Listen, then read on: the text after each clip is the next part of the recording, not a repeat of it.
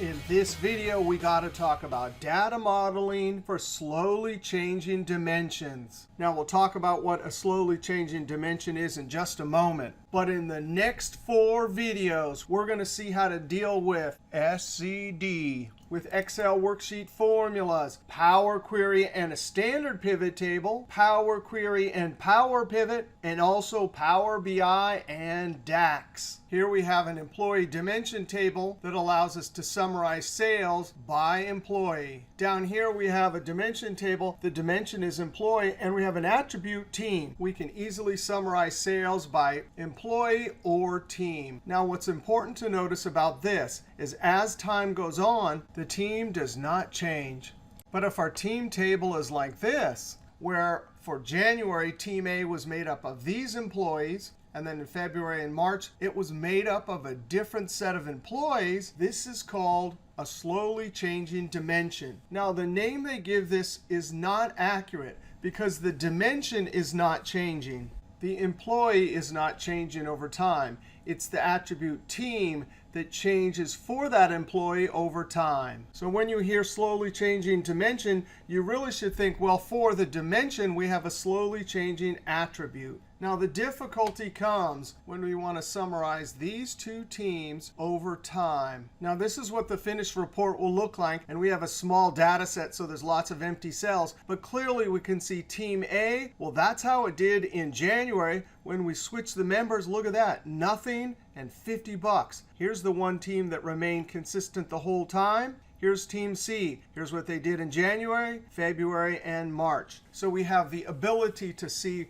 what's happening over time for each team and set of employees. Now, although we're going to do a bunch of cool things in the next 4 videos in Power Query, Power Pivot, DAX, and Power BI, in every situation, we're going to have to pull the unique identifier for employee and team into the fact table to give the fact table the correct grain of employee and team. And guess what? We'll have to filter with 3 different conditions. Here's how we'll do it with a worksheet formula. Here's how we do it with Power Query M code. And here's how we do it with DAX. So this is going to be a lot of fun. If you want to download the file for this video, there's the file name. Now, in this video, we're not going to do any transforming from the 2 initial dimension tables into the correct team employee table. Next couple of videos, we'll see how to do that with Power Query. In this video, we have a unique identifier for a particular team,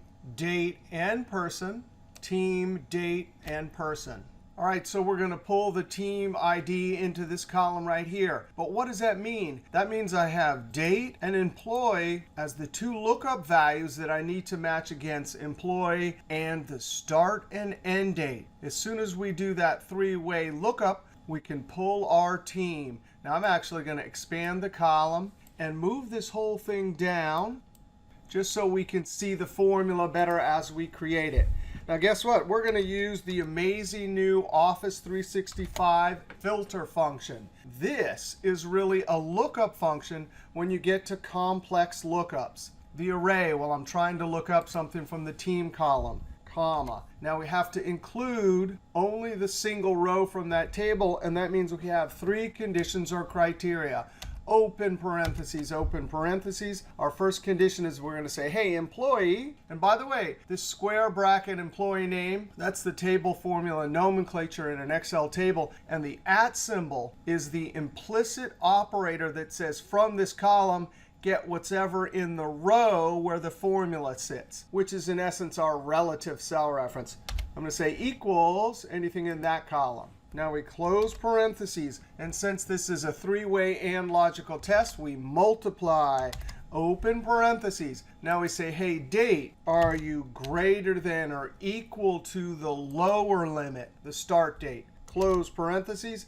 And open parentheses, same date. Are you less than or equal to the upper date? Close parentheses, close parentheses. Now, in include, if I hit F9, this will give me 1s and 0s. And because there's a unique combination of the dates and the employee, we'll always get exactly 1, 1, which will tell filter how to filter and pick out the correct team. Control Z. Now we close parentheses. Now, before I hit Enter, The logic we just did in this Excel worksheet formula will be the same logic we use in Power Query M code and in DAX. Now, filter has the ability to spill many items. But as we copy this down, filter will always deliver a single item. Now watch what happens when I hit enter.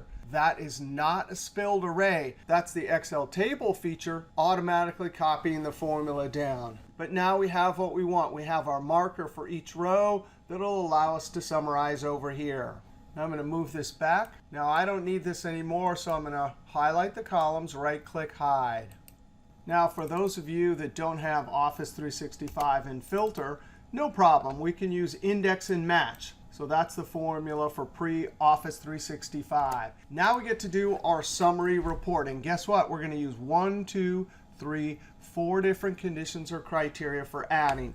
That's the perfect job for the SUMIFS function. Sum range, we want sales, comma. Criteria range 1. Let's do employee, comma. Now, if you're using this pre-Office 365 formula, you would click on a relative cell reference and hit the F4 key 1, 2, 3 times to lock it going this way, but not down. But in Office 365, we highlight all the employees, and that will tell SUMIFS to automatically spill the answer for each one of those. And we don't have to worry about locking it, because it'll spill automatically, comma.